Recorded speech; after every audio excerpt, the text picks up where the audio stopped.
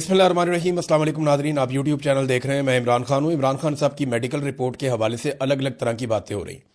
पाकिस्तान तहरीक इंसाफ की जो लीडरशिप है वो कह रही है रिपोर्ट ठीक है, इमरान खान साहब की आंख के अंदर बेहतरी आई है। रिपोर्ट भी यही कह रही है, जबकि इमरान खान साहब की फैमिली और उनके जो ज़ाती मुआलिजीन हैं वो अभी तक मुतमईन नहीं है। और तीसरी तरफ वो लोग जिन्होंने ये दावा किया कि इमरान खान साहब की आंख की बिनाई बिल्कुल ख़त्म हो गई है, उनका दावा अपनी जगह पर मौजूद है। अब आप इन सारी चीज़ों को इकट्ठा करें और एक बिगर पिक्चर आप इसकी देखें तो हुआ क्या। एक तो ये है कि पहले खबर आती है कि इमरान खान साहब की आंख खराब हो गई है, और इमरान खान साहब ये बताते हैं कि मैं अक्टूबर से इस बात की शिकायत कर रहा था, जनवरी में जाके इन्होंने सीरियस लिया और फिर यहाँ टेस्ट करने के बाद ये मुझे अस्पताल में लेकर गए, वहाँ पे मेरी आंख टेस्ट करवाई और आंख के अंदर इंजेक्शन लगाने के बाद बताया कि 15% आंख बची है और 85% आपकी बिनाई चली गई है। और इमरान खान साहब ने ये भी बताया कि बाकी भी चली गई थी। अब ये रिपोर्ट होता है सलमान सफदर साहब की रिपोर्ट में, और ये सुप्रीम कोर्ट ऑफ पाकिस्तान के अंदर जमा करवाया जाता है, और इसके पीछे भी मेडिकल रिपोर्ट्स का अमल दखल होता है। अच्छा, इसके बाद क्या होता है कि अफसार आलम साहब आते हैं। अब अफसार आलम साहब कौन है आप जानते हैं, मिलिट्री एस्टेब्लिशमेंट से उनका क्या ताल्लुक है, नून लीग की हुकूमत से उनका क्या ताल्लुक है, वो खुद हुकूमत है, आप जानते हैं अच्छी तरह। तो अफसार आलम साहब आकर ये दावा करते हैं कि इमरान खान साहब की आंख की बिनाई बिल्कुल चली गई है। अब कुछ और भी जो टाउट्स हैं वो आते हैं, वो भी दावा करते हैं कि इमरान खान साहब की बिनाई बिल्कुल चली गई है। अब बराह रास्त खबर तो या तो पाकिस्तान की मिलिट्री एस्टेब्लिशमेंट के पास है या उन डॉक्टरों के पास है जो चेक कर रहे हैं। बराह रास्त कोई खबर ना तो इमरान खान की फैमिली के पास है, ना उनकी पार्टी के पास है, ना हमारे पास है, क्योंकि मौका ही नहीं मिला इमरान खान को मिलने से। जो जराए के हवाले से खबर आती है वो हम आप तक पहुंचाते हैं, लेकिन उसमें भी वो खबर वहीं से जनरेट हो रही है जहां से पाकिस्तान की मिलिट्री एस्टेब्लिशमेंट चाह रही है। इमरान खान साहब तक बराह रास्त एक्सेस तो बड़े अरसे से इन्होंने बहुत ज़बरदस्त तरीके से कंट्रोल की हुई है। अब जो ज़ाती मुआलिजीन है इमरान खान साहब के या उनकी जो फैमिली है, वो ये जो मौजूदा रिपोर्ट है इसके ऊपर मुतमईन नहीं है। इस रिपोर्ट में कुछ चीज़ों की कमी भी है। यानी मेरी एक एक्सपर्ट से बात हुई, वो यहाँ पे आई स्पेशलिस्ट हैं बरतानिया में, डॉक्टर कामरान आफ्ताब अहमद FRCS भी हैं, और ये रेटिना स्पेशलिस्ट हैं जो बीमारी इमरान खान साहब को है। उन्होंने कोई नुक्ते उठाए, उन्होंने कहा जी रिपोर्ट अधूरी है। यानी इस रिपोर्ट में मरीज से मुतालिक 20% मालूमात भी नहीं है, बल्कि रिपोर्ट में ऐसी चीज़ें लिख देंगे। वो पॉलिटिकल लोगों से भी हमने मुशावरत की, उनको बुलाया, उनको बताया ये गैर ज़रूरी है, मेडिकल रिपोर्ट के अंदर ये चीज़ें नहीं होती। लेकिन यहाँ पे ये भी बताया गया कि जनाब वो बैरिस्टर गौर और अल्लामा राजा नासिर अब्बास साहब से भी हमने उनको भी बताया और डॉक्टर्स को भी बताया, तो ये चीज़ें गैर ज़रूरी है, ये मेडिकल रिपोर्ट के अंदर ये चीज़ें नहीं होती, प्रोफेशनल मेडिकल रिपोर्ट ये नहीं है। हाँ, ये बनाई गई है सुप्रीम कोर्ट ऑफ पाकिस्तान को मुतमईन करने के लिए, तो वो फिर रिपोर्ट उन्होंने ऐसी बनानी थी। बहरहाल जो डॉक्टर से मेरी बात हुई, उन्होंने 2-3 चीज़ें बताई। उन्होंने कहा एक तो ये रिपोर्ट ही मुकम्मल नहीं है, इसमें जो आई प्रेशर है उसका जिक्र ही नहीं है। जो ड्रॉप्स डाले जा रहे हैं वो आई प्रेशर को हैंडल करने के लिए, कंट्रोल करने के लिए डाले जाते हैं, लेकिन इस पूरी रिपोर्ट में कहीं पे आई प्रेशर का जो एक उनकी आंख के अंदर जो एक प्रेशर जनरेट हो जाता है उसका दबाव का कहीं पे कोई जिक्र नहीं है। ये 10 से 20 तक मैक्सिमम होना चाहिए, इससे ऊपर नहीं जाना चाहिए, तो इसके बारे में कोई तस्करा नहीं है। दूसरा, उन्होंने कहा कि जितनी नज़र एकदम ठीक हो गई है ये पॉसिबल नहीं है। वो कहते हैं जी मैंने अपने पूरे करियर में ऐसा कोई केस नहीं देखा। वो ये कहते हैं कि अगर पहले 85% आंख खराब होने का दावा किया गया और बाद में ये दावा किया गया कि 70-80%, कुछ लोग 95% कह रहे हैं कि आंख ठीक हो गई है, तो ये दोनों दावे आपस में मैच ही नहीं करते। ये ह्यूमनली और साइंटिफिकली वो कह रहे हैं जी पॉसिबल नहीं है। मामला या तो पहले वाली रिपोर्ट इनकी झूठी है और गलत है, या ये वाली जो रिपोर्ट अब आई है ये झूठी है या गलत है। ये बात जो है वो डॉक्टर्स का कहना है। इमरान खान साहब की फैमिली और उनके जो ज़ाती मुआलिजीन है वो तो मुतमईन नहीं है। सलमान अकरम राजा साहब ये कहते हैं कि डॉक्टर कुरैशी जो गए थे वो हमारी रिकमेंडेशन के ऊपर गए थे, पाकिस्तान तहरीक इंसाफ की, और डॉक्टर कुरैशी भी यही क्लेम कर रहे हैं कि अब इमरान खान साहब की आंख के अंदर बेहतरी आई है और मजीद बेहतरी भी आ सकती है। तो ये तो बड़ी अच्छी बात है। देखें, अगर इमरान खान साहब की आंखें ठीक हो रही हैं और उनकी आंख के अंदर जो बिनाई का मसला है वो सॉल्व हो रहा है, तो इससे ज़्यादा बेहतर बात कोई हो नहीं सकती।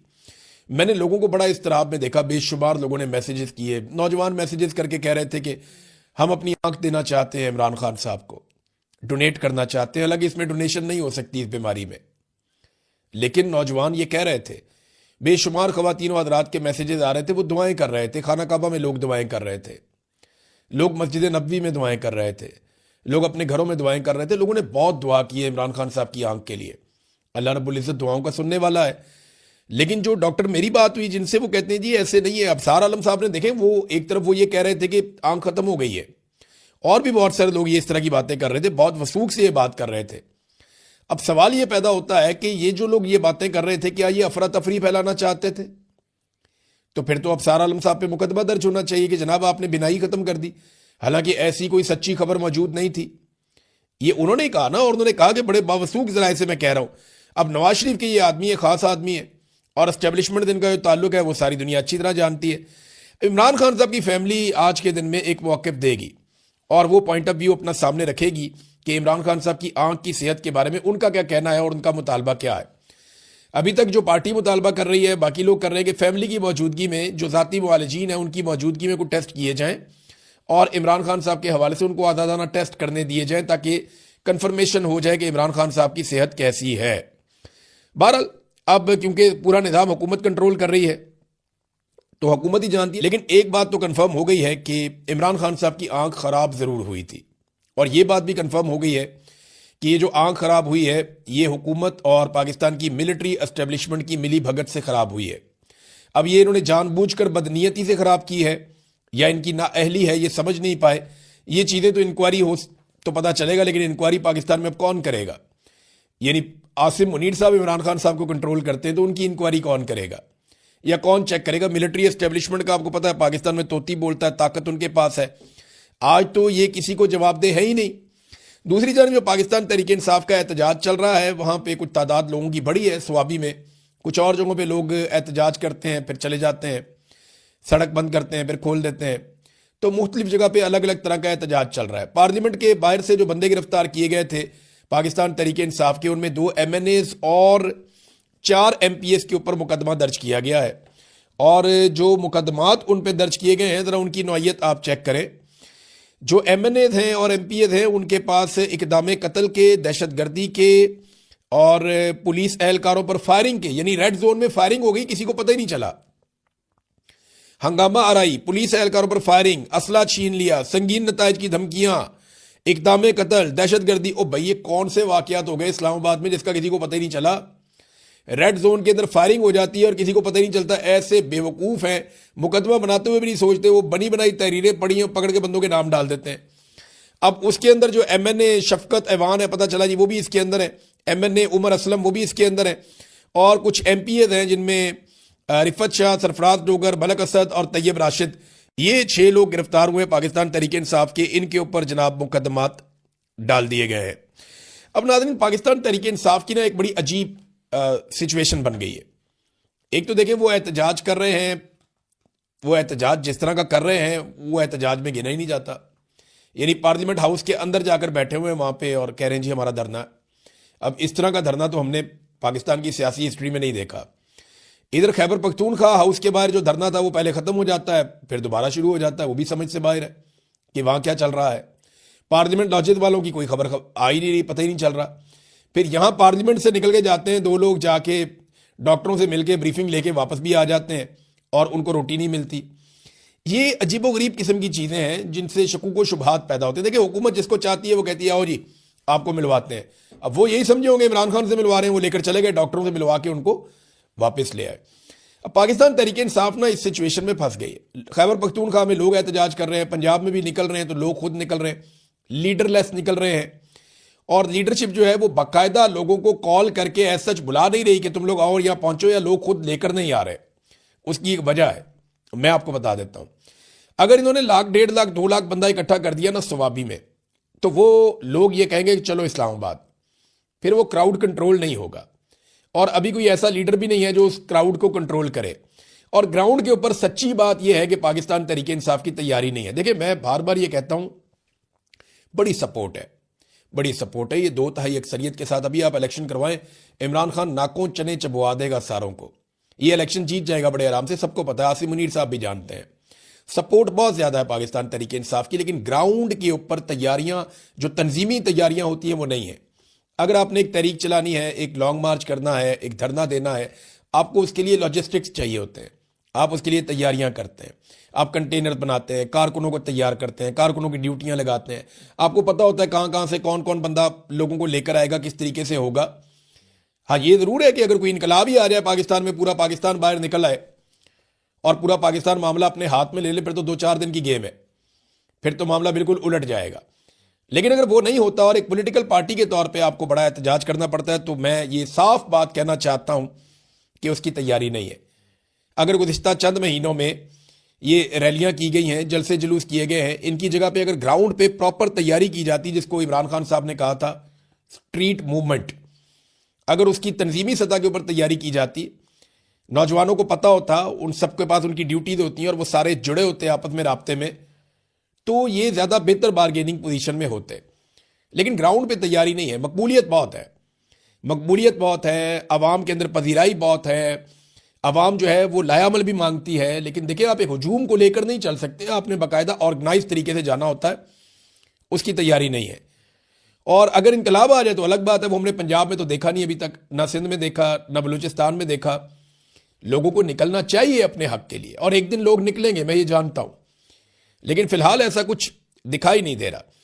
मेरे ख्याल में पाकिस्तान तहरीक इंसाफ को या सुहेल अफरीदी को, उनके बाकी लोगों को किसी भी ट्रैप में आने की बजाय अपनी स्ट्रीट मूवमेंट की तैयारी को तेज करना चाहिए।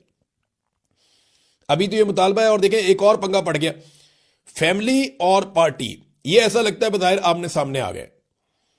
और ये जो पार्लियामेंट के अंदर इनकी सारा दिन बहस होती रही है, मस्जिद के अंदर बैठ के इन्होंने मीटिंग की है, वो यही की है ना कि जनाब पार्टी को कंट्रोल कौन करेगा, फैसले कौन करेगा। तो देखें, सादी बात है, जो सियासी फैसले वो सियासतदानों ने करने हैं, वो इमरान खान की फैमिली तो नहीं कर सकती। वो तो बहुत ही गैर सियासी किस्म के लोग हैं, उनको तो इतना आइडिया भी नहीं है। तो ये फैसले तो सियासतदानों ने करने हैं, जो तजर्बाकार सियासतदान है।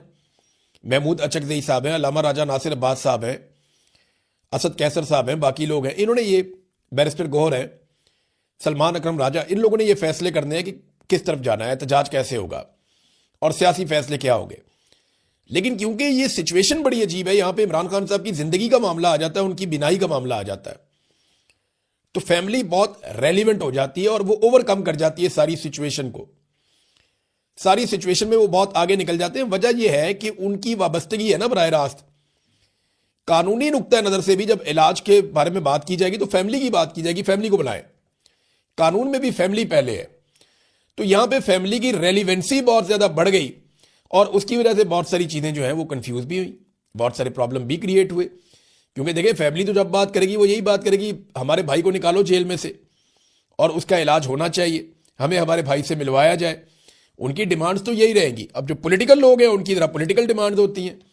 अब देखना यह है कि इसको ये कैसे मैनेज करते हैं। अभी जो होना था वो तो चीजें हो गई हैं। आज इमरान खान साहब की फैमिली स्टेटमेंट देगी, देखते हैं उनका स्टेटमेंट क्या आता है। इमरान खान साहब की उनके बेटों से सिर्फ बातचीत करवाई गई है, और देखें ना, बेटों से जब बातचीत की तो नईम हैदर पंजूता साहब हो या बाकी लोगों ने बताया कि इमरान खान ने अपने बेटों को बताया कि उनकी आंख मुतासर हुई है।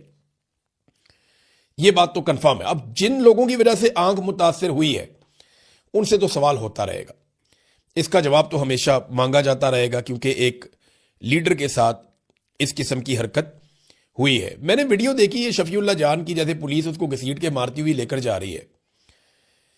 यानी किसी वजीर इत्तलात को क्या ऐसे पुलिस घसीट के मारते हुए लेकर जा सकती है?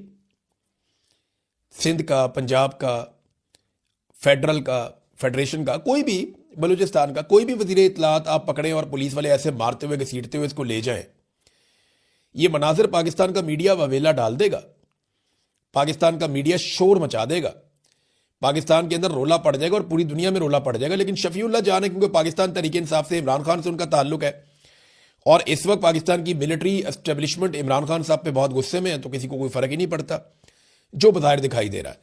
नाजरीन, अली अमीन गंडापुर साहब ने कुछ स्टेटमेंट्स दिए हैं। मैं इसके ऊपर इसलिए बात करूंगा कि मैं इनमें एक दो चीज़ों का गवाह भी हूं। गंडापुर साहब ने कहा कि मोहसिन नकवी की तारीफ की कि जितनी कोशिश उसने की मोहसिन नकवी ने इमरान खान को छुड़वाने की, उतनी कोशिश किसी ने भी नहीं की। ये तो ज़रा ज़्यादा बोल गए।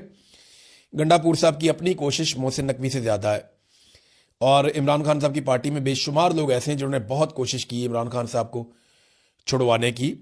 मोहसिन नकवी की कोशिश, यानी वो एग्जैक्ट जगह पे, वो एक्चुअली कहना ये चाह रहे हैं कि जिस जगह मोहसिन नकवी ने बात की वहां कोई नहीं कर सका।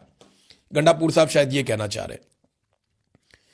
देखिए, एक तो जहन में रखें कि पंजाब की जो निगरान हुकूमत थी वो मोहसिन नकवी के पास थी, और मोहसिन नकवी आसिम मुनीर साहब के सके हैं, बहुत प्यारा ताल्लुक। तो पंजाब में अगवा हुए लोग, अगवा बराए बयान हुआ, पंजाब में जुल्म हुआ, जबर हुआ, फस्तायत हुई, कंपेन नहीं चलाने दी, आरओज का कंट्रोल था, फिर पंजाब में जो कुछ किया गया, झंडा तक नहीं उठाने दिया गया पीटीआई को, फॉर्म 47 जारी करवाई गई। ये सारा खेल जो है मोहसिन नकवी साहब थे ना, जिन्होंने पंजाब में पाकिस्तान तहरीक इंसाफ की हुकूमत नहीं बनने दी। एक बड़े प्लेयर थे इसमें।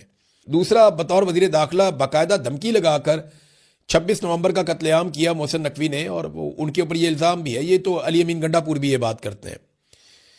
फिर आसिम मुनीर साहब के पीछे जो एक शख्स या मुख्तलिफ दिमाग जो काम करते हैं, उनमें एक मोहसिन नकवी का दिमाग भी है, और ये बहुत अहम आदमी है आसिम मुनीर के लिए, और बहुत अहम दौरों के ऊपर भी आसिम मुनीर के साथ रहा।